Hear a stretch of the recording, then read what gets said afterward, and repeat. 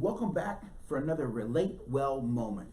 This is Dr. Rick Marks, and thank you for taking time out to just kind of sit back and hear what we have to say to encourage you and inspire you to love in healthy, mature ways. We at RelateWell are committed to helping the culture, families, marriages, singles have healthy, mature, loving, caring relationships by giving them the skills and the tools that produce that. All right, that's what we do. You can learn more about the RelateWell program in its core program for anybody, the clinical program for therapists to teach to use in therapy, the leadership program for businesses and corporate world, and for those in the faith community, how to implement this in your churches.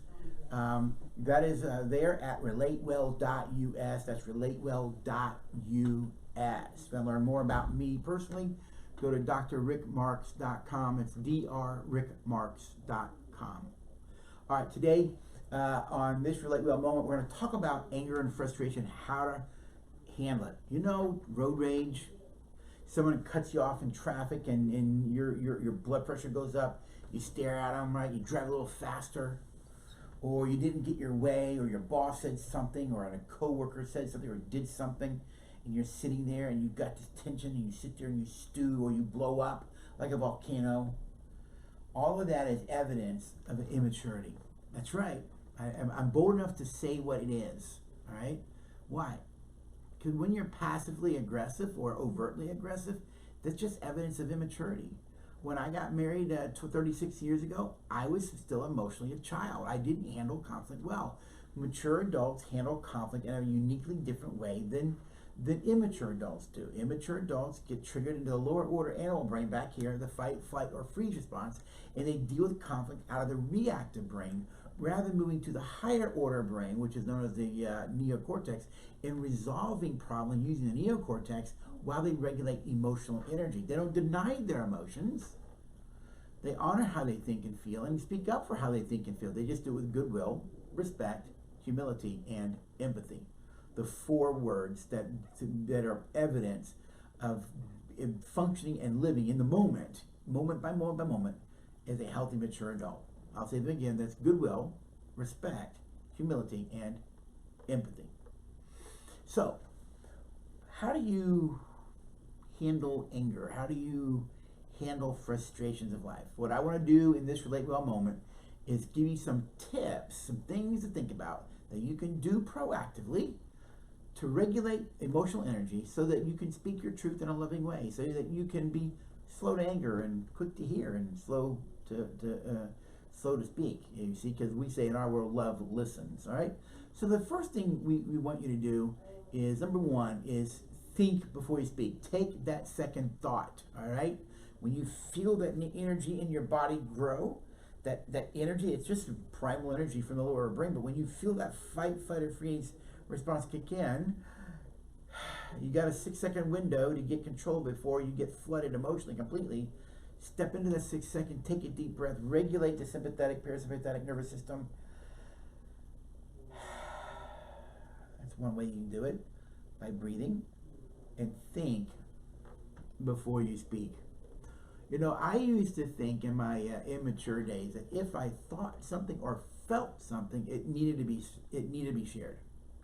I did not realize how immature that actually is. It is not mature.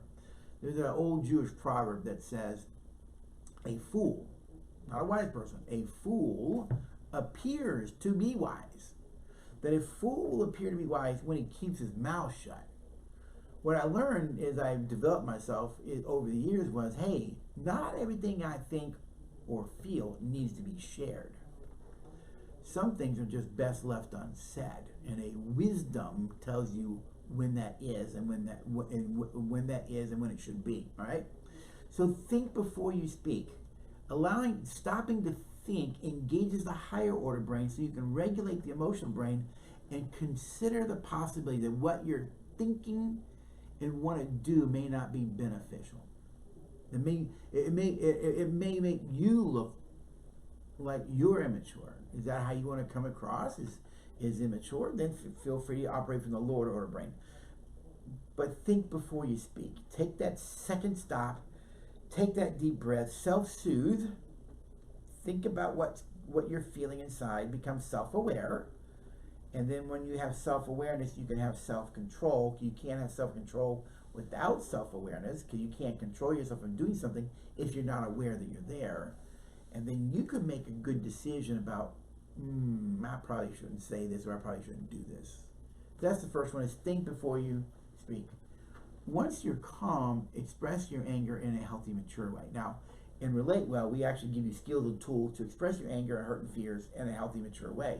All right, so we need skills and tools to do that. But once you've calmed down, which basically means sometimes you might need to call a timeout. You know, you're angry, you're frustrated, the relationship is being hurt by the hurt and pain that's in the relationship. Protect the relationship, call a timeout. Just say, hey, I need 20 minutes. Let me go get my head together and come back. All right? What we say in our world is, when after that 20 minutes, when you calm down, if it needs 60, take 60 minutes. But once you calm down, insert a structured tool. All right? We encourage people to use the express skill or the reveal skill in our work. Those are structured skills that allow you to express the emotion that you're having from the limbic brain through the rational mind, so that you can express yourself in a healthy, mature way. So secondly is, once you're calm, express your anger in a healthy, mature way. Get some exercise. Sometimes you get that pent up energy. Go work it off. Go work it off. You know, go take a walk. You know, get a bat and go knock some balls around, something like that. Just go do something. Get the energy off of your body. Get it off your body. You don't want to deal with conflict when you're being flooded with adrenaline and those kind of things. It's not a good time to talk, all right? Next, take a timeout. I said that earlier, all right? In our world, when you actually take a timeout, the marriage, if you're in a married relationship, you both have to agree that to a timeout rule, all right? You can't call a timeout where there's not agreement.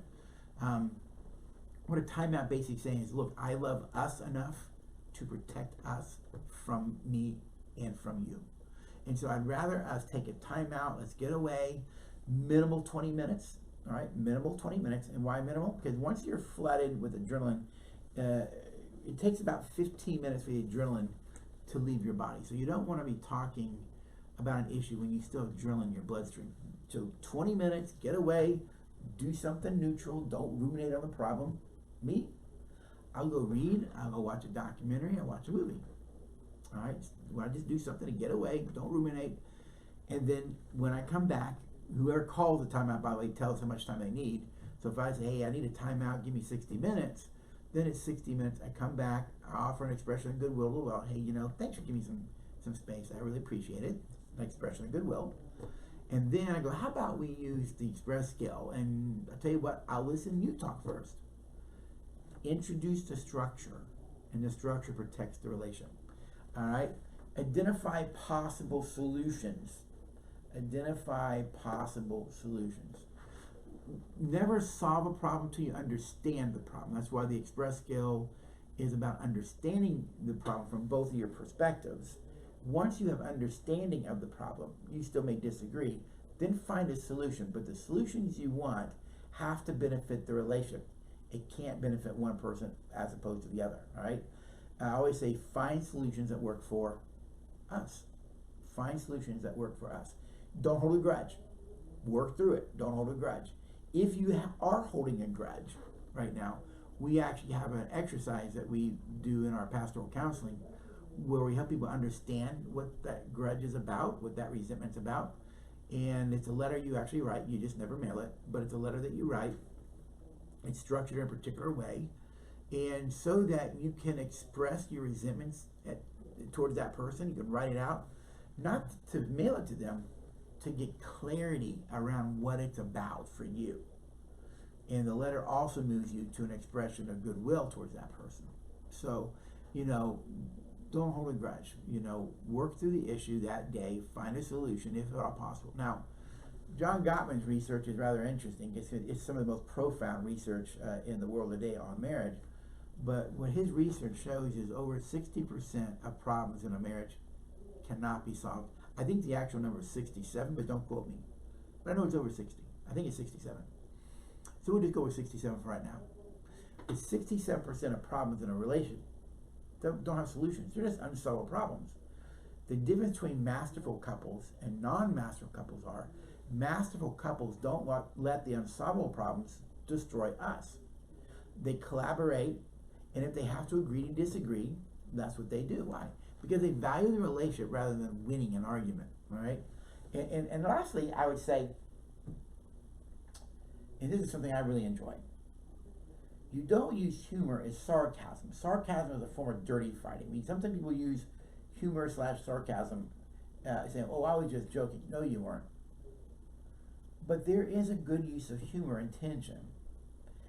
Humor and tension is when you're not avoiding a problem, you're not identifying someone, particular, the other person, you're not using something towards them in a sarcastic, critical, negative way. Sarcasm is not it is not beneficial. However, laughter does do good like a medicine. You see, the humor I'm thinking of is the humor that kind of relates to both of you.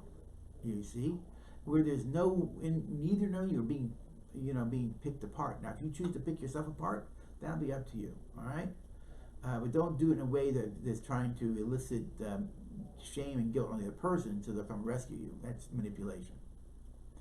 But use humor. Humor can diffuse tension, and that's okay. In really dysfunctional families, people move into certain roles to deal with the conflict. One of those roles is usually one of the children. They move into the role what's called the mascot. And the mascot is the child that uses humor to deflect attention. All right, I used to do that growing up. I would just use humor to deflect tension so that we don't have to deal with anything. I had to learn it wasn't healthy, and I quit doing it. So those are some things for you to think about when it comes to dealing with frustration. So, take a time out and identify a possible solution that works for the relationship. Don't hold a grudge. Yeah, use humor and tension. All right. Once you're calm, express your anger using skills. We recommend the RelateWell program. You can find that at RelateWell.us and get the core curriculum. All right. And think before you speak. Become self-aware and then self-manage. Some ideas on handling frustration and anger. This is Dr. Rick Marks with RelateWell.